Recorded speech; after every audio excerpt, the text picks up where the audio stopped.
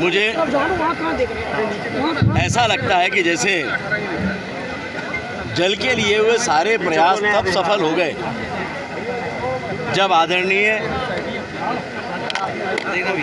महेश शर्मा जी, जिन्हें देश के प्रधानमंत्री माननीय मोदी जी ने पद्मश्री सौंपा है, उनका आगमन हुआ और उन्होंने आशीर्वाद दिया, तो ऐसा लगा कि शायद कुछ ठीक काम हम लोग कर पाए। माँ रानी दुर्गावती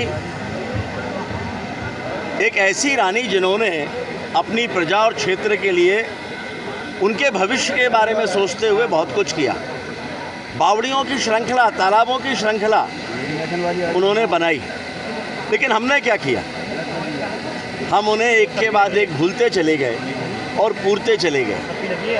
और इसलिए मुझे लगा कि यहाँ पर दो बावड़ियाँ, गढ़ा में राधा कृष्ण मंदिर के पास वाली बावड़ी और उजारपुरवा की बावड़ी बलदेव बाग के पास, इन दो को अगर एक बार हम संवार सके तो ऐसा लगेगा कि हमने कुछ किया है।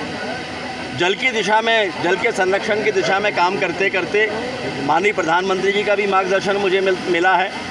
माननीय महेश शर्मा जी ने भी आशीर्वाद पिछले दिनों जबलपुर आकर दिया था, और उसी दौरान माननीय प्रधानमंत्री जी को जब मैंने बावड़ियों के बारे में कहा था तो उन्होंने कहा था कि इनका निर्माण हो जाने के बाद इनका नाम जल मंदिर रखना।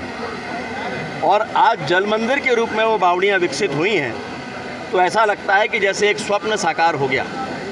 और साथ में ये भी महसूस होता है कि हम सब यदि अपनी अपनी जिम्मेदारी को निभाएं तो जल के ऐसे अनेकों स्रोत को हम सुरक्षित और संरक्षित कर सकते हैं। लेकिन इसके लिए सर्व समाज को आगे आने की आवश्यकता है।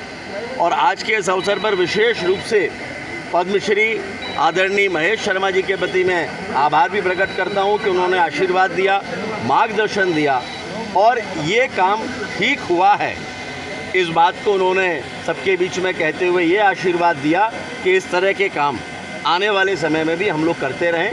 जबलपुर का ये सौभाग्य है कि आपका आगमन जबलपुर में हुआ है, और मैं मीडिया के अपने मित्रों से और समाज के सभी लोगों से आग्रह करना चाहता हूँ कि बावड़ियाँ बनी ये महत्वपूर्ण नहीं है, लेकिन बावड़ियाँ बनकर लोगों के उपयोग में आ सकती हैं, पुनर्जीवित हो सकती हैं।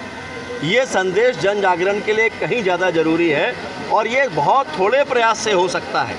यदि उस दिशा में हम सोचना प्रारंभ कर दें तो मुझे लगता है कि इसके बारे में सर्व समाज सोचना भी प्रारंभ करेगा और आगे बढ़कर अपनी भूमिका भी निभाएगा। बावड़ियों पर जो है लोगों का कब्जा हो चुका है, अनेकों बावड़ियाँ हैं जिन पे कब्जा भी हो चुका। मैंने कहा कि तालाब भी पूरे जा चुके हैं, बावड़ियाँ भी पूरी जा चुकी हैं, लेकिन ये सबकी सामूहिक जिम्मेदारी है कि अपने अपने जिम्मेदारी को निभाते हुए जो कुछ भी इनके लिए कर सकता है उसको करना चाहिए।